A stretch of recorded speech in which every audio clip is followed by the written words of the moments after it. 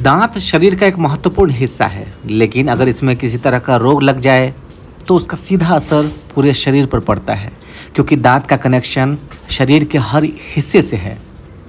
बदलते खान पान से क्या बच्चे क्या बड़े, सभी में दांतों से संबंधित बीमारियां बढ़ती जा रही है। जब तकलीफ ज़्यादा बढ़ जाती है तब हम डॉक्टर के पास जाते हैं। अगर आपके दांत में भी कीड़ा लग गया है और आपने दांत को बचाना चाहते हैं तो इसके कुछ उपाय आप इस तरीके से कर सकते हैं, जैसा कि कलावती क्लिनिक बुराड़ी के डेंटल उमेश शर्मा जी बता रहे हैं। डेंटल में मोस्टली क्या है कि एक तो हमारा जो है कैल्शियम का प्रॉब्लम है दांतों में, जो कि हमारे बॉडी से कंप्लीट नहीं हो पाता, उसकी वजह से प्रॉब्लम है। और दांतों में कैरीज होता है और दांतों में एट्रीजन वगैरह होते हैं, दांत घिस जाते हैं, जिसकी वजह से दांत खराब होते हैं हमारे। उसके लिए हमारे को अपने टूथपेस्ट, मेडिकेटेड टूथपेस्ट यूज़ करने चाहिए बीच बीच में। जैसे हम नॉर्मल टूथपेस्ट यूज़ करते रहते हैं, उनके केमिकल हमारे दांतों में लॉस हो जाते हैं। हमारे को मेडिकेटेड टूथपेस्ट बीच में यूज़ करने चाहिए। जैसे हमारे पोटेशियम नाइट्रेट वाले हैं, हाइपर सेंसिटिविटी के लिए टूथपेस्ट हैं, और वो ब्रांडेड और पेटेंट यूज़ करने चाहिए। जैसे मार्केट में सेंसोडाइन है, ऐसे कुछ भी ब्रांडेड हैं, वो भी यूज़ कर सकते हैं, लेकिन आप एक डेंटिस्ट के अंडर में यूज़ करेंगे तो बेटर रहेगा। कौन-कौन सी चीज़ें हैं जो लोगों को नहीं पता वो दांत में जाता है, दांत में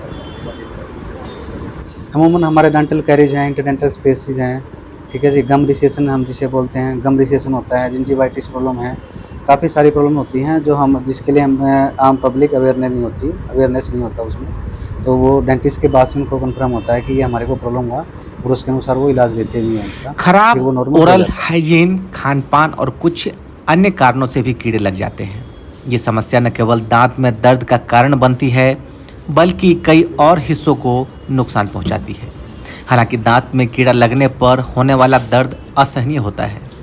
ऐसे में लोग दांत में कीड़ा लगने के घरेलू उपाय से लेकर कैविटी हटाने के उपायों तक सभी की तलाश करते हैं।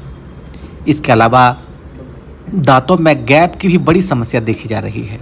लोगों के मुंह से बदबू आती है, इस वजह से भी लोग काफ़ी परेशान रहते हैं। तो इसके क्या कुछ उपाय हैं, ये भी टाइम टू जानते टाइम हैं। हमारे को दांतों को सेव करने के लिए दोनों टाइम ट्वाइस अ डे अपना ब्रश करें, और अपना माउथ वॉश भी यूज़ करना चाहिए हमारे को। और एंटीसेप्टिक जो हमारा एक नॉर्मल सा होम रेमेडीज है, नमक पानी का कुल्ले भी करके हम दांतों को सेव कर सकते हैं। उसके बाद देखा जाता है दांतों में काफ़ी गैप आ जाता है। जी, दांतों में हमारे फूड लॉजमेंट, जिसे आप गैप बोल रहे हैं, दांतों में हमारे फूड लॉजमेंट होता है, जो गैप का रीज़न बनते हैं। हम जैसे रात को ब्रश नहीं करते हैं तो हमारे दांतों में खाना रुक जाता है, और उसकी वजह से स्पेस बन जाता है दांतों में। वही दांत को रात को भी हमारे ब्रश करके सोना चाहिए, जिसकी वजह से हमारे दांतों में स्पेस नहीं आएगा। कई लोगों को दिक्कत आती है कि मुँह से काफ़ी स्मेल आती है, वो क्या? मुँह से हमारा जैसे कोई तो ब्रीथ स्मेल होता है, कुछ हमारे गम रिसेशन में ब्लड वगैरह की वजह से स्मेल होता है, पायरिया की वजह से भी स्मेल होता है। वो सब हाइजीन न मेंटेन की वजह से हमारे दांतों में माउथ के अंदर स्मेल हो जाता है। हमारे को हाइजीन मेंटेन करके रखना चाहिए, जिससे हमारी स्मेल नहीं आएगी दांतों में। आम लोगों को नहीं पता कैसे हाइजीन मेंटेन वो जैसे आप आई टोल्ड यू ऑलरेडी, जैसे अपना नमक पानी का कुल्ला करें, नॉर्मल टूथपेस्ट जैसे यूज़ ना करके medicated toothpaste, mouth wash use करें, उससे हमारे के दांतों में स्मेल नहीं होगा। हाइजीन मेंटेन प्रॉपर एक पॉइंट है जिसे हम केयर करेंगे तो उससे क्योर हो जाएगा। कहा जाता है पेट से सीधा दांत का कनेक्शन, वो कैसे? पेट से नहीं, पूरा बॉडी से कनेक्टेड है, लेकिन यह है कि हमारा पेट से भी कनेक्टेड है। हमारे जितने भी बैक्टीरियाज हैं वो माउथ से ही जाते हैं पेट में। हम हाइजीन मेंटेन कर रखेंगे तो पेट भी हमारा ठीक रहेगा। हम अपने दांतों को सेफ रखेंगे तो हमारा च्यूइंग सिस्टम परफेक्ट रहेगा, जिससे हमारे को लीवर को ज़्यादा फोर्स नहीं लगाना पड़ेगा, और खाना जल्दी से डाइजेस्ट हो जाएगा। आमतौर पर जैसे हम टूथपिक वगैरह यूज़ करते हैं घर में, ऐसे टूथपिक यूज़ नहीं करना चाहिए। डायरेक्टली डेंटिस्ट को आके चेक कराना चाहिए। जैसे नॉर्मल टूथपेस्ट हम गलतियाँ करते हैं, जैसे टबैको वगैरह यूज़ करते हैं, वैसा कुछ यूज़ नहीं करना चाहिए। उससे हमारे दांत और माउथ में इन्फेक्टेड होता है कुछ, उससे हमारे को प्रॉब्लम होती है, डिजीज़ होता है। काफ़ी इम्पैक्ट होते हैं उनसे, जैसे हमारे माउथ में, चिक में, टंग पे, हमारे गम पे, दांतों पे काफ़ी इफेक्ट आते हैं, काफ़ी लॉसेस होते हैं। बाद में उनको रिएक्ट करके रिपेयर करना पड़ता है, ट्रीटमेंट करके ठीक करना पड़ता है। एक नेचुरल एक बोन स्ट्रक्चर होता है, वो उसके अकॉर्डिंग ही होता है। किसी का दांत छोटा होता है, किसी का साइज़ बड़ा होता है, वो माउथ स्ट्रक्चर जिसके अनुसार होता है ऐसे ही होता है, वो नॉर्मली रहता है, वो नेचुरल है। देखो, एक तो अपने ऊपर डिपेंड करता है क्या प्रोसेस पेशेंट चाहता है, कौन सा दांत क्वालिटी चाहते हैं।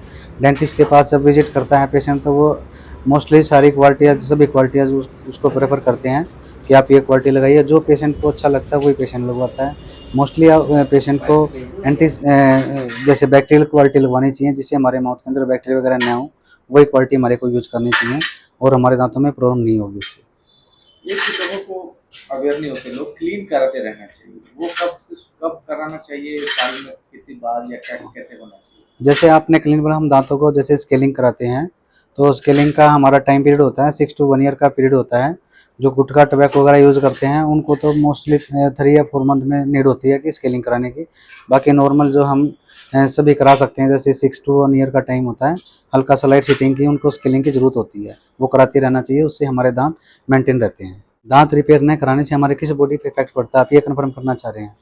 हमारे दांत रिपेयर कराने से हमारे माउथ स्ट्रक्चर पे पूरा इफेक्ट पड़ता है, हमारे ब्रेन पे, आइज़ पे, सभी पे, बॉडी के जो मोस्टली ऑर्गन हैं उन पे इफेक्ट पड़ता है, मोस्टली लीवर पे भी, इवन सभी पे फ़र्क पड़ता है। इसलिए हमारे को रिपेयर करा के, अगर ख़राब होती है तो रिपेयर करा के उसको सेव करा लेना चाहिए।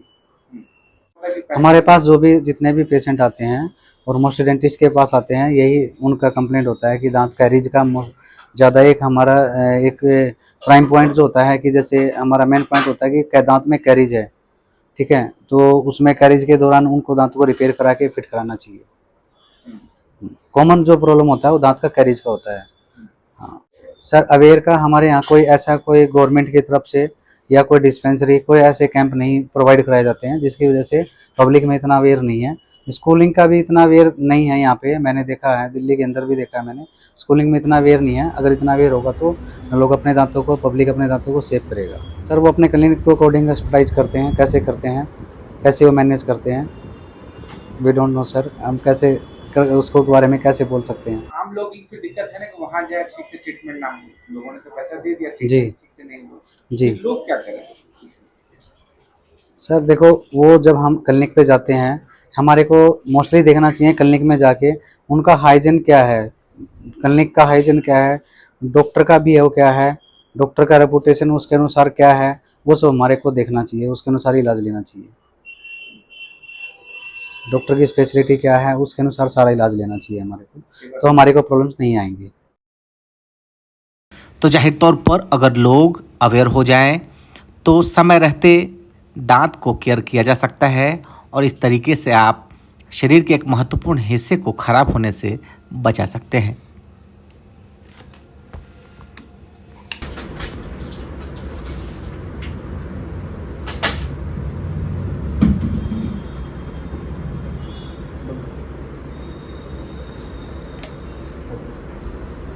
कोई पेन तो नहीं आपको?